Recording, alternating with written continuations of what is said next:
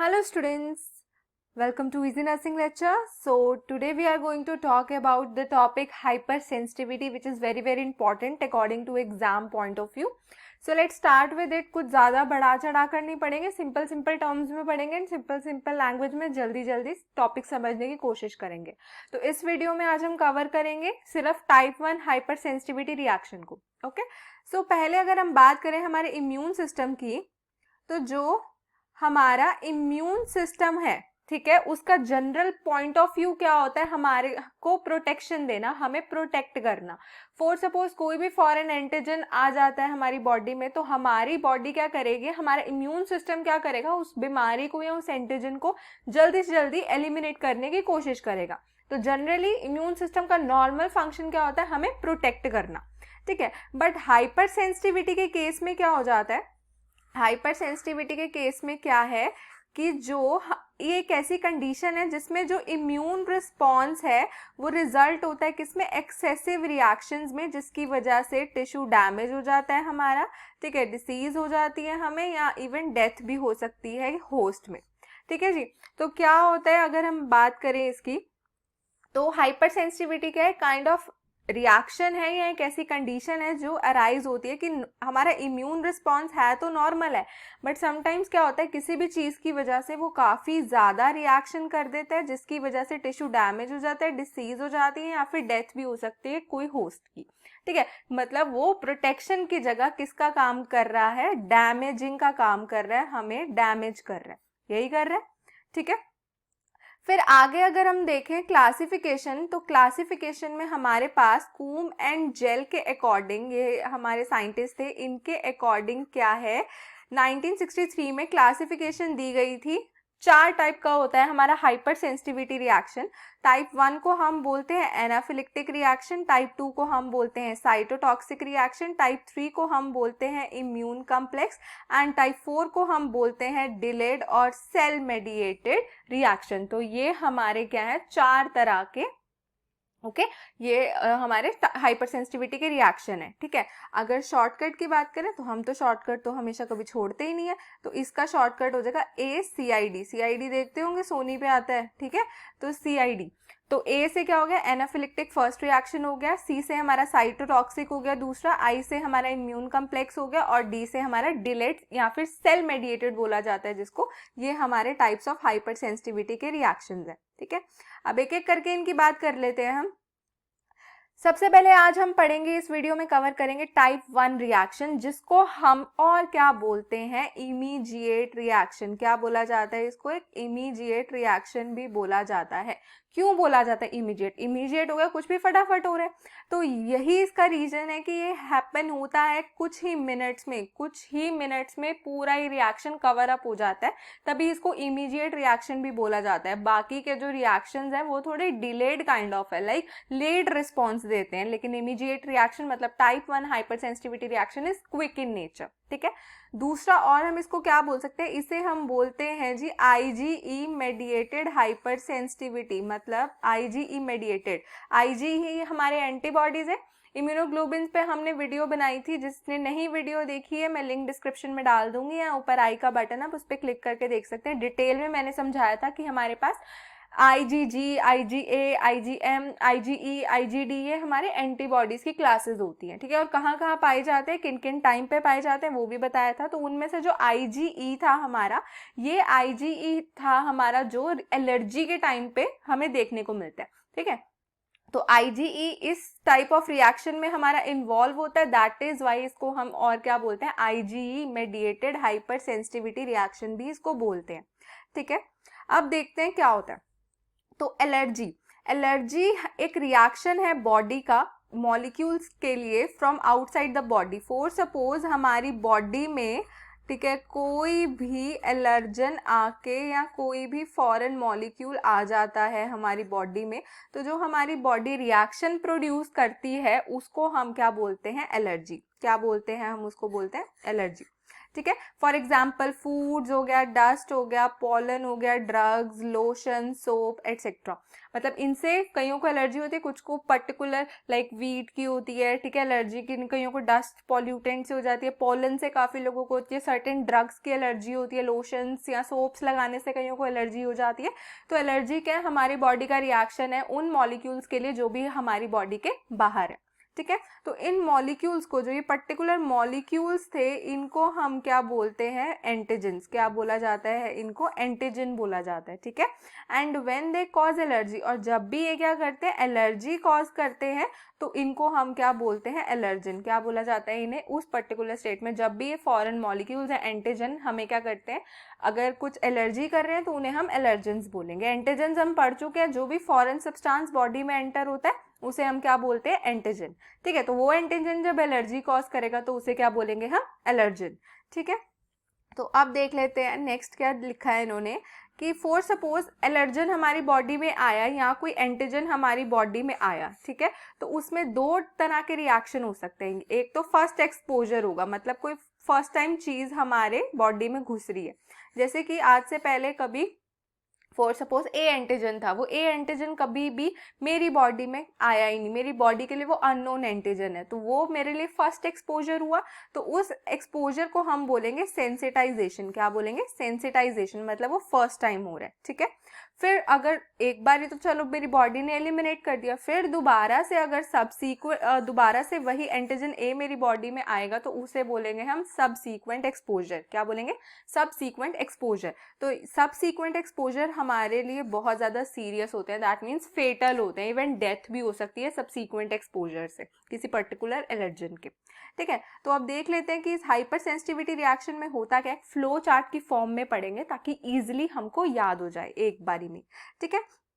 तो देख लेते हैं क्या है, जैसे एलर्जन है वो एंटर हुआ हमारी बॉडी में, अब हमारी बॉडी में कोई एलर्जन पर्टिकुलरली क्या हो गया, एंटर हो गया, ठीक है। तो जब ये हमारा एंटर हुआ, पिक्ड अप बाय मैक्रोफेजेस, अब जो हमारी बॉडी में क्या थे, मैक्रोफेजेस थे, अब उन्होंने क्या कर लिया, उसको पिकअप कर लिया। अब वो घूम रहा होगा हमारी बॉडी में गया, अब वो इधर उधर घूम रहा है, उसको मजे आ रहे हैं हमारी बॉडी में, ठीक है। तो अब क्या, अब मैक्रोफेजेस को बड़ी खुंदक चढ़ेगी, भाई बाहर से आया और तू आते ही ऐसे घूम रहा है हमारी जगह पे, तो मैक्रोफेजेस उसको उठा के ले जाएंगे, ठीक है। अब मैक्रोफेजेस अपने सीनियर के पास लेके जाएंगे जो कि हैं हेल्पर टी सेल्स। कौन से, हमारे हेल्पर टी सेल्स क्या है, उनके सीनियर है, उनके पास लेके जाएंगे, जिसको हम लिख भी सकते हैं as TH1, helper T cell 1, okay. तो वहां ले गए। अब जब तक तो एलर्जन TH1 ने उठाया नहीं था, अब क्या है, अब फॉर सपोज अब ये मैक्रोफेजेस है वो हेल्पर टी सेल के पास लेके आए हैं ना उसको, ठीक है। तो अब जब तक ये हेल्पर टी सेल्स ने एलर्जन मिले भी नहीं थे, ना उससे कभी देखा था, ना उसको लेके गए थे, कुछ नहीं किया था, तब तक उनको बोला जाता था नाइव टी हेल्पर सेल्स बोला जाता था उनको, ठीक है। लेकिन जैसे ही वो क्या करेंगे, मैक्रोफेजेस तो ले आए इसके पास, अब टी सेल्स क्या उठा लेंगे उसको, तो जैसे ही वो उसे उठा लेंगे तो उठाते ही वो क्या हो जाएंगे, प्राइम्ड टी सेल हो जाएंगे। क्या हो जाएंगे, प्राइम्ड टी सेल्स। तो ये फर्क होता है नाइव टी हेल्पर सेल्स में और प्राइम्ड हेल्पर टी सेल्स में। नाइव क्या होता है, जब तक उन्होंने वो एंटीजन या एलर्जन को उठाया नहीं है, पिकअप नहीं करा है, और तब तक तो नाइव बोलेंगे, जब वो पिकअप कर लेंगे तो हम उसे क्या बोलेंगे, प्राइम बोलेंगे, ठीक है। फिर क्या है, जो हमारे टी हेल्पर सेल्स होते हैं 1, वो हमारे कन्वर्ट हो जाते हैं या चेंज हो जाते हैं किसमें, टी हेल्पर 2 सेल्स में हो जाते हैं, ठीक है। फिर ये जो हमारे T2 सेल्स हैं वो क्या करेंगे, इंटरल्यूकिन्स रिलीज करते हैं। क्या रिलीज करते हैं, इंटरल्यूकिन्स। अब कौन कौन से इंटरल्यूकिन्स रिलीज करते हैं, एक तो ये रिलीज करते हैं इंटरल्यूकिन 4 और दूसरा ये रिलीज करते हैं इंटरल्यूकिन 5। ये दो चीजें क्या करते हैं, ये रिलीज करते हैं, ठीक है। जो इंटरल्यूकिन 4 है उसकी बाद में बात करते हैं, पहले 5 की कर लेते हैं। 5 क्या करते हैं, इसिनोफिल की फॉर्मेशन करा देते हैं। क्या करवा देता है, इसिनोफिल की फॉर्मेशन, मतलब स्टिमुलेट करा देता है। तो इसिनोफिल क्या करता है, ये हमारा एक टाइप ऑफ सेल है जो कि टॉक्सिक सब्सटेंसेस निकालता है, जो कि हमारे एंटीजन या फिर जो होस्ट सेल है नियर बाय उनको डिस्ट्रॉय करना, डैमेज करना स्टार्ट कर देता है, ताकि हमारी बॉडी को वो प्रोटेक्शन दे सके, ठीक है। तो ये इंटरल्यूकिन 5 का काम है कि इसिनोफिल को देखता है। फिर उसके बाद इंटरल्यूकिन 4 की बात करें तो ये हमारे बी सेल्स को एक्टिवेट करेगा। अब जी बी सेल्स तो है हमारे हीरो, क्यों, बी सेल्स हमारे प्रोड्यूस करते हैं बॉडी में एंटीबॉडी, ठीक है। तो बी सेल्स को उसने एक्टिवेट किया। अब बी सेल क्या एंटीबॉडी बनाता है, तो क्या बनाएगा, ये हमारा एंटीबॉडी ही बनाएगा। तो ये बनाएगा आईजीई एंटीबॉडी, हम आगे पढ़ चुके हैं, इसको बोलते हैं ना आईजीई मेडिएटेड हाइपर सेंसिटिविटी। तो ये क्या प्रोड्यूस करेगा, हमारी आईजीई एंटीबॉडी प्रोड्यूस करेगा। ठीक है। अब जो ये आईजीई भाई साहब है हमारे, इनको क्या है, हाई एफिनिटी है, इनकी क्या है, काफी ज्यादा एफिनिटी है, किसके लिए, एफसी रिसेप्टर जो कि मास्ट सेल पे प्रेजेंट है। मास्ट सेल्स होते हैं हमारे, मास्ट सेल्स हमारे वो सेल्स होते हैं जिनके अंदर बहुत सारे ग्रेन्यूल्स होते हैं, उनके अंदर सीरोटोनिन, प्रोस्टाग्लैंडिन, थ्रोम्बोक्सिन, ठीक है, इतने तरह के, हिस्टामिन, इतने तरह के केमिकल मेडिएटर्स होते हैं जी मास्ट सेल के अंदर। ठीक है। तो इनकी क्या है, जो आईजीई एंटीबॉडी है हमारे, उनकी काफी ज्यादा एफिनिटी है जो भी मास्ट सेल पे रिसेप्टर है। आगे मैं डायग्राम दिखाऊंगी, उससे आपको क्लियर हो जाएगा। ठीक है। तो फिर क्या है, जब इसकी हायर एफिनिटी है तो ऑब्वियसली ये क्या जाके आईजीई जो हमारा है, आईजीई जो हमारा है वो मास्ट सेल के साथ जाके अटैच हो जाएगा, बाइंड हो जाएगा। ठीक है।